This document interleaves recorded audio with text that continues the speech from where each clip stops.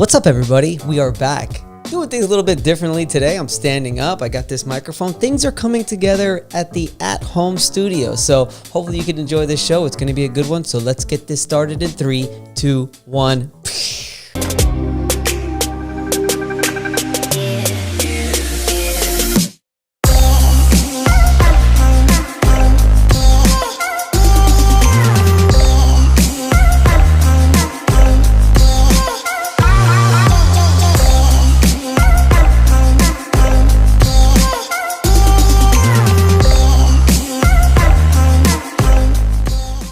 What's up, advocates, and welcome back to the Commercial Claims Show. My name is Vince Perry. I'm your host. I'm a licensed and certified public adjuster in the states of Florida, Texas, California, and North Carolina. I've got 13 plus years of experience, and this show is for anybody who is in the insurance claims business. Whether you're an independent adjuster, a public adjuster, a company adjuster, or anybody in the restoration business, this show is for you to learn the ins and outs of the insurance claim game or the insurance claim business. Now, we've got all kinds of stuff that we could provide to you. If you go on www.commercialclaimsadvocate.com, you can follow all of our stuff. We've got this YouTube channel. We've got the Claims Game podcast. We've got meetups that we do almost on a monthly basis all over the country. And we've got a course that if you go on the website, you could sign up for that course and you could learn the ins and outs about my strategy and my things that I've done throughout the 14 years of experience to make sure that you are a good public adjuster, With that being said, you could follow me on Facebook,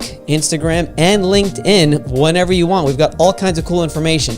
And the other thing is, if you go on the website, commercialclaimsadvocate.com, you can sign up for our newsletter, which is not just like any other newsletter. It is a newsletter where we are trying to provide you as much value as possible. We're going to go through some specific claims. We're going to go through the last book or two that I read for that last month. And we're going to just give away some really good information that I think you'll find very helpful. Today is a very special show. We're doing a claim study. We try to do these claim studies every once in a while just to take you through a particular interesting claim that I have been through and sort of tell you how it went from beginning to end and how it got resolved. So let's get right to it. So in this claim study is really interesting because I'm not going to take you through the whole real thing. I'm just going to take you through an interesting story that occurred with one of the desk adjusters. And I just want to tell you, sometimes when you think that you don't have any other way to go and you're not sure which way to go and you're thinking about filing a lawsuit or you're thinking about going to appraisal, there's just many different areas, many different avenues that you can go. And this also talks about like arguments that you might get with a company adjuster or that you might get with an inside adjuster. And there's always ways to resolve these things, okay? So let's take you right through it. Hurricane Sally came through the panhandle of Florida last year in September of 2020. And it caused a lot of destruction. Obviously, a lot of wind damage, a lot of flood damage, all kinds of stuff. Well, this was a claim that was already filed. It was filed after the storm, and it was severely underpaid. We came on this claim probably about 2.5 months ago or so. We came on, there was a roofer that we work with that was able to refer the claim to us because they weren't able to get any kind of supplemental payment on it. And what happened was we did our initial inspection. We scoped out the loss. We put an estimate together. We submitted everything to the insurance company and we waited for them to respond. And once they did respond, they did want a reinspection. So we went out on the reinspection, did a reinspection on the property. All is good. And then I get a random call from the adjuster to try to settle the claim. So here in Florida, for those of you that don't live in Florida, it's a little bit different where in Florida, a lot of times the insurance companies are just trying to settle the claim. They want you to sign a release, get this claim settled, get this claim over and done with so they don't have to deal with it anymore. So the benefit to them is that by getting a release signed, what happens? That's it. We are done. The insured can no longer get any more money on really any of the coverages ever again on that particular claim. But it is leverage, right? It's leverage for us because if you're going to get us to sign a release, which is a very dangerous document to sign, because like I said, it closes up everything, well then you better give us the money that we're looking for so that to make sure that if the repairs start and things start to add up past what was paid, we could be in trouble, right? So we need to make sure it's a good solid amount that the insured's happy with, that they know that they're going to be able to get all the repairs done for that amount of money. So it's a smaller claim. I believe the claim was about $35,000. Our estimate was probably like around $35,000 or so. And the adjuster calls me and says, hey, Vince, let's try to work this out. I want to see if we could try to settle this claim. I said, let's do it. We open up the estimates and he starts disagreeing with every single line item in my estimate. I don't agree with this. I don't agree with that. I don't agree with this. I don't agree with that. And he wasn't the nicest person in the world. And he has the nerve to tell me, for those of you that don't know, at the bottom of every estimate, there's a list called the generals. And the generals is stuff like dumpster load, permits and fees, a supervisor fees, and just like different things that need to really be included, because a lot of these things do occur in the construction process. You need a dumpster so that you could dump all of the debris and everything that you're taking out. A lot of general contractors need supervisors because they can't be at every job site. And there's just a lot of things in there that are really actually necessary. And he had the nerve to tell me that we all know that your generals are just a bunch of fluff and doesn't need to be in your estimate. That's not good, right? So we're already off to a bad start. Like I said, a lot of these things must be there. Even if they haven't been used or they haven't been paid for yet, a lot of these things in the generals, you don't know that when you start the repair process, these are things that are going to be needed, especially like a supervisor. I mean, if you think that the general contractor is the only one that's going to be supervising the job, you're crazy, right? So I told him, no, that's not how this works. And then I said, I thought we were trying to settle this claim, but you're disagreeing with every single thing that I put on the estimate. Are we trying to work together or are we not trying to work together? Turns out the guy ended up being very rude. He was calling me, listen, buddy, this is what needs to be done. All your generals are fluff. I think he called me, what did he call me? He called me a smart ass or a smart aleck. And I really wasn't. I was just trying to get it resolved. And as he's disagreeing with me, I'm trying to tell him why he's wrong about that. And it turned out towards the end of the conversation, he offers $5,000 in new money. We're way off here. And I said, that's not going to happen. We're not settling this for $5,000. Finally, I got tired of arguing. If you're a public adjuster, one of the things that we need to be good at is arguing. I'm pretty good at it, but I don't particularly enjoy it. I don't like it. One of the things that my wife and I agreed on when we first met is arguing, not the thing for us to do because we just don't like to do it. I don't like to do it.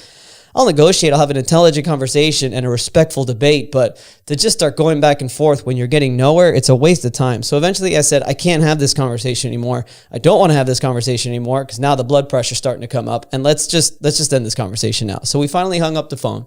He sends an email with his $5,000 offer. I'm already a little upset. I'm like getting upset just talking about it. And I sit down and I start typing up this like really nasty email. I'm like putting this thing together. You guys all know where you've been. And I'm just like, you said this and you said this and you offered this and I responded like this. And when I said this, you responded like that. Like it started to get nasty until I told myself, you know what? And this is a great word of advice. I said, I'm going to write this thing later after I calm down. Be careful, guys, when you write emails when you're still heated after a heated discussion. Usually doesn't come out right. At least the discussion is over. The email will be there forever. So I walked away, started working on some other stuff. I came back to it in about an hour. Started typing the email again, and I realized, I said, you know what? Again, this is just a desk adjuster. I said, I'm going to call his supervisor. I'm going to do that. Let's do that. Before I type up this email, I'm going to call the supervisor. Chances are, if you're speaking to a supervisor, you're speaking to somebody who's more experienced.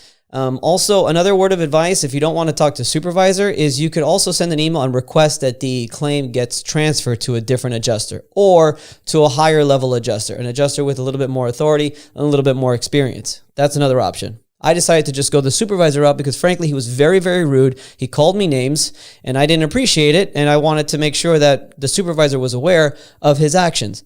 Now, I'm the kind of person that I don't hold one experience against anybody. Maybe he was having a bad day. Maybe he's just upset. Maybe he had just a negotiation before that didn't go well. I don't know. So I get in touch with the supervisor. Supervisor answers, and she is just the nicest person. The complete opposite, right? So she opens up the file, and then I tell her my experience. I tell her exactly how the conversation went. I tell her the things that was said to me and all the things that he was disagreeing with. And she said, I'm really sorry to hear that, Vince. Maybe we can try to resolve this. Maybe we can resolve this claim. And I said, okay, that's great. Let's see if we can try to resolve it. So we started going through it again. Much more relaxed conversation, which in my opinion is how a negotiation should be. You're not going to agree on everything, but there's no reason to get upset and take offense to anything. Just say, I don't agree. Let's see if we could come back to this later. Maybe in a negotiation. Again, there's a lot of negotiation that goes on in Florida, okay? I know I have claims in Texas, I have claims in North Carolina. It's much more stringent on the actual line items. Like they will not pay for specific line items, like refuse to pay it. In Florida, it's the same, but they're also willing to sort of find a happy number, find a happy median. So she's like, let's resolve this thing. I said, fantastic. We start going through the line items. Again, we agreed to disagree on several line items, perfectly fine. And after we looked at it, we did the math, we added everything up. She offered $22,000 in new money. So I went from $5,000 to $22,000 in new money. Now, if you look at some of the comments on YouTube here, sometimes you're gonna scroll, you're gonna see a negative comment. You're gonna see people who have had bad experiences with public adjusters. People who will comment and say public adjusters are just out there to get the maximum payout and get more money and stuff like that. So who's right and who's wrong here?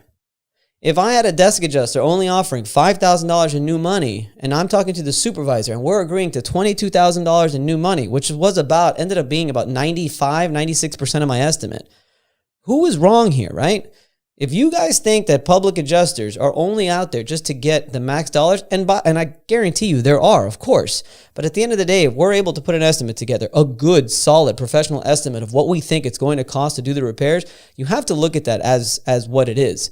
Again, an estimate is just an estimate, right? I think one thing that we have to realize is that the word estimate means that. It's just a sort of figure that we're putting in there that what we think it's going to cost.